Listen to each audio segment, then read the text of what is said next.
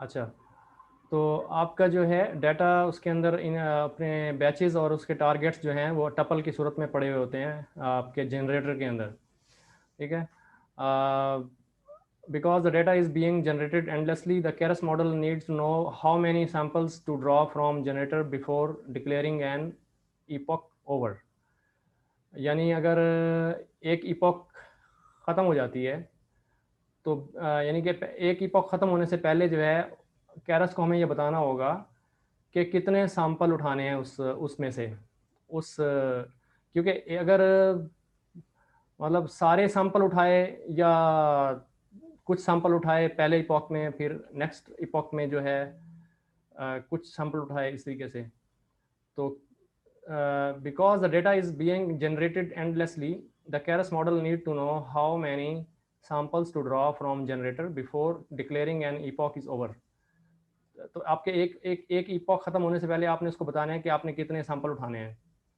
This is the role of steps पर epoch argument. तो आपने जो जितने आप स्टेप देंगे ना वो फिर आपके एक इपॉक के अंदर उतने सैंपल उठा लेगा, ठीक है। यानी कि ये एक सैंपल है, ठीक है। अब इस तरह के बहुत सारे सैंपल पड़े होंगे, तो मिसाल है आप कहते हैं कि 10 सैंपल्स पर इपॉक, तो दैट मीन्स स्टेप पर इपॉक है, ठीक है। तो यानी कि पहले इपॉक में वो कितने सैंपल उठाएगा ऐसे, ठीक है। दूसरे में कितने उठाएगा, मतलब अगर 10 रखते हैं तो 10 सैंपल ऐसे उठाएगा पहले इपॉक में। After having drawn steps per epoch batches from the generator, that is, after having run for step per epoch gradient descent steps, the fitting process will go to the next epoch. तो आपका पहला अगर ये ख़त्म हो गया, steps पर epoch ख़त्म हो गए, तो दैट मीन्स आप फिर नेक्स्ट इपॉक पे चले जाएंगे, चाहे आपका पूरा डाटा ख़त्म हुआ या नहीं हुआ। In this case batches are 20 samples. तो आपके पता है कि आपके बैचेस में 20 सैम्पल्स हैं, जैसे ये आपके 20 सैंपल हैं हर बैच के अंदर, ठीक है। तो कहाँ गया, अरे कहाँ गया सर? ये सो इट के बाद ये so it will take 100 batches, ठीक है। So it will take 100 batches until you see your target of 2000 samples. क्योंकि आपके ये 20 बैच मतलब 20 है ना सैंपल्स हर बैच में, तो आप 20 को डिवाइड करें 2000 डिवाइडेड बाई 20, तो आपके टोटल 100 बैचेस बन गए, ठीक है। आपके डाटा जनरेटर के अंदर 100 बैचेस पड़े हुए होंगे, ठीक है। When using the fit underscore generator you can pass validation data argument. तो आप वैलिडेशन डाटा आर्ग्यूमेंट भी यहाँ पास करा सकते हैं, ठीक है।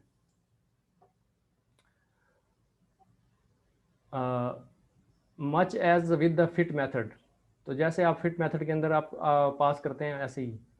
तो मैंने आपको पहले ही बताया कि आप फिट जनरेटर को भी यूज़ कर सकते हैं, फिट को भी यूज़ कर सकते हैं, लेकिन ये अब मेरे ख्याल ऑब्सोलीट हो चुका है।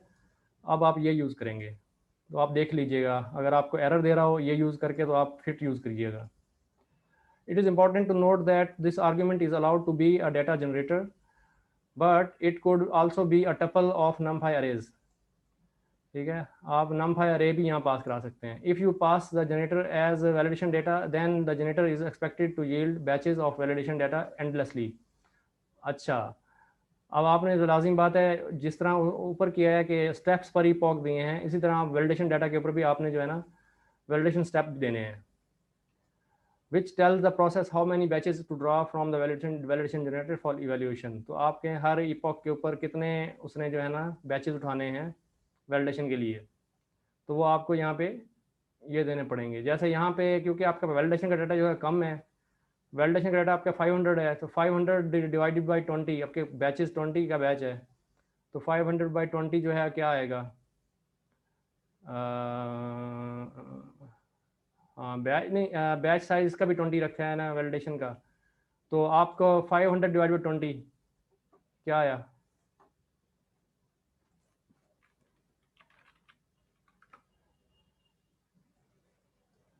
Five hundred divided by 25। तो आपके 25 बैचेस होंगे इसके अंदर, ठीक है। तो आपने क्या किया कि यहाँ पे जो आपने स्टेप पर इपॉक दिया है वो क्या दिया है 50, वैलिडेशन स्टेप 50, लेकिन ये तो 20। एक्चुअली 1000 होगा सर, 500 कैट के हैं, 500 डॉग के हैं, तो एक्चुअली 1000 होगा, तो इसलिए 50 दिया है। एक मिनट, नहीं नहीं नहीं सर, नहीं नहीं नहीं नहीं नहीं, ऐसे ही है सर। एक मिनट। जी सर। तो ठीक है, ये 100 बैचेस हैं, ये वैलिडेशन स्टेप्स 50 हैं।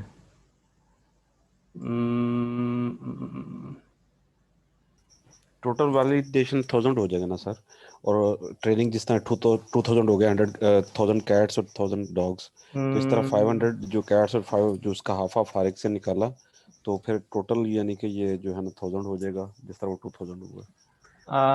एक मिनट, 20 डिवाइडेड बाई 500, ये तो 50 बना, तो 25 बना, और वो 1000 है, 1000 है। एक मिनट, इसलिए 50 दिया ना उसने, ठीक दिया सर। अच्छा, Yes. लेकिन ये वैलिडेशन जो डीआर है, ये वैलिडेशन डीआर में कितने हैं देखें यहाँ पे, ये वैलिडेशन डीआर में जाए, ऊपर जाए जरा 1000 हो गए ना सर, सर। 500 कैट्स के, 500 डॉग के, जो हमने ऊपर किया था एक मिनट, यहाँ स्टेप। वैलिडेशन डीआर किधर है? ऊपर जाए ना सर, जहाँ वो डिवीजन कर रहा था स्टार्ट में। हाँ, अभी जाए। डॉग के लिए चाहिए copies the next 500 images. Test dog DIR, validation dog DIR, अच्छा ठीक है ठीक है ठीक है। 500 डॉग में है, 500 कैट में है, तो वो 1000 हो गए, ठीक है। 1000 है एक्चुअली, ये वैलिडेशन के अंदर 1000 है। तो वैलिडेशन, ये 20 डिवाइड बाई 1000 कितने हो गए? 50, ठीक है। तो आपके 50 उसने स्टेप पर, वैलिडेशन स्टेप जो है वो 50 दिया है,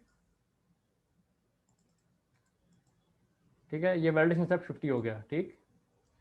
it's a good practice to always save your model after training, तो आप अपने मॉडल को सेव करा सकते हैं, ठीक है।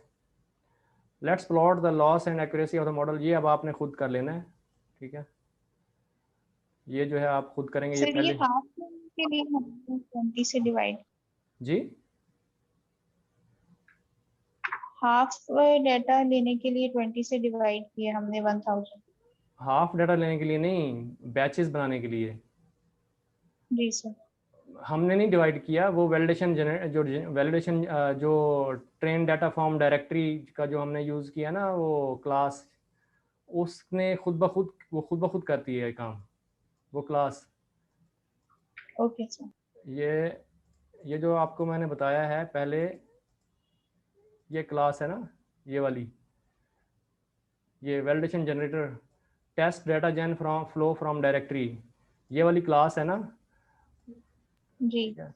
तो ये जो फ्लो फ्रॉम डायरेक्टरी की क्लास है ना, ये आपका, ये इधर डायरेक्टरी पाथ देते हैं, इधर आप टारगेट साइज देते हैं, इधर आप बैच साइज देते हैं। ये बैच साइज है ना, अब बैच साइज 20 है, तो आपका जो वैलिडेशन DIR है, इसके अंदर कितनी इमेजेस पड़ी हैं? 500 कैट की, 500 डॉग की, तो 1000 होगी। Yes, 1000 20 डिवाइड बाई 1000 कितने हो गए बैच?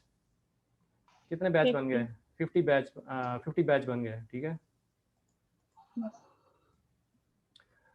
तो ये आपका, आपने ये खुद इसको कॉपी करके इसको करके करना है। हो सकता है यहाँ पे ये वाले डिफरेंट हों, वेल एक्यूरेसी, वेल लॉस, ये नाम हो सकता है डिफरेंट हो, लेकिन शायद नाम ठीक हो। वो 3rd चैप्टर में तो ये नाम गलत थे। नहीं, वो ठीक है, क्योंकि उसने उसमें तो एक्यूरेसी यूज किया, इसमें ACC उसने दिया था एक्यूरेसी, जो नाम उधर देंगे वही आएगा, तो ठीक है। फिर ठीक इट है। Will work. तो आपके ये वाले इस तरीके से, ये 71% आपकी एक्यूरेसी यहाँ आनी चाहिए, ठीक है। ये सारे लोग कल करके आए, मैं सबके देखेंगे हम, ठीक है। आगे these plots of are characteristics of overfitting, time भी ख़त्म हो रहा है, 1 मिनट रह गया बस, यहाँ तक ख़त्म करते हैं।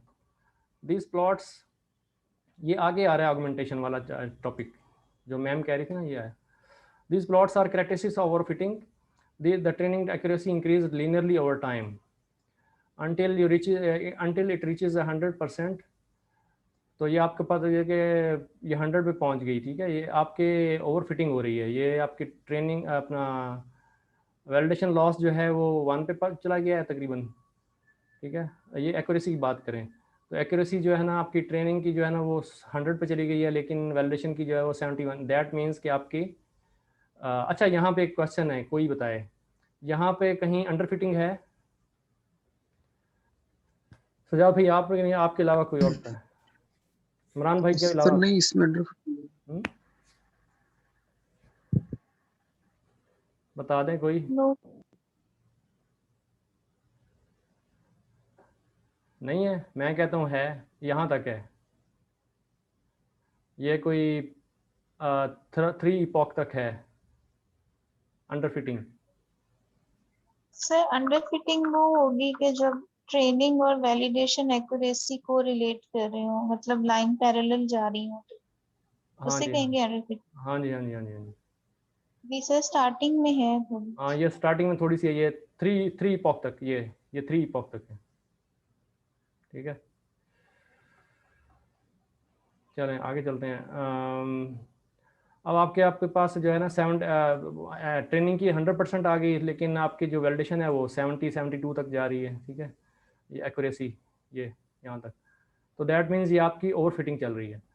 The validation loss reaches at minimum after only 5 epochs and then stalls. तो फिर आपका जो वैलिडेशन लॉस है वो बढ़ने लग जाता है यहाँ तक, यहाँ पहुँचते हैं 5 इपॉक तक, तो मतलब 4 इपॉक 5 इपॉक तक कम होता है, लेकिन उसके बाद आगे ऊपर बढ़ना शुरू हो जाता है। ठीक है, because you have relatively few training samples, 2000, overfitting will be your number one concern। तो आपके पास overfitting शुरू हो गई है क्योंकि सैंपल थोड़े हैं। You already know about a number of techniques that can help mitigate overfitting, such as dropout का फंक्शन यूज़ कर सकते हैं हम overfitting कम करने के लिए, या L2 regularization कर सकते हैं। We are now going to work with a new one। तो पहले हम चैप्टर 4 में हम ये देखते रहे थे ड्रॉप आउट और रेगुलराइजेशन का कॉन्सेप्ट, लेकिन अब हम एक नए पहलू की तरफ जाएंगे। Specific to computer vision and use almost universally when processing images with deep learning model is called data augmentation. अब ये डाटा ऑगमेंटेशन जो है ना, ये हम आगे करेंगे, जो कि इमेजेस को रियल टाइम में मोड़ता है, झंझोड़ता है, फ्लिप करता है। ठीक है, तो बहुत सारे रोटेट करता है, तो उससे जो है हमें आगे इंशाल्लाह कल करेंगे। तो कल आप लोग सारे करके आएँ, इससे बहुत अच्छा लगेगा, एक्साइटमेंट रहेगी काफ़ी। और ना भी, अगर ना भी हो, इट डज़ नॉट मैटर, लेकिन ट्राई करके आएँ। जो रिज़ल्ट आए वो कम से कम यहाँ शो कराएं आके कि ये हमारा ये एरर आ रहा था, ये मसला आ रहा था, तो हम इसको मिल के आपको सॉल्व भी कर सकते हैं उस एरर को। ठीक है, उससे आपकी लर्निंग होगी।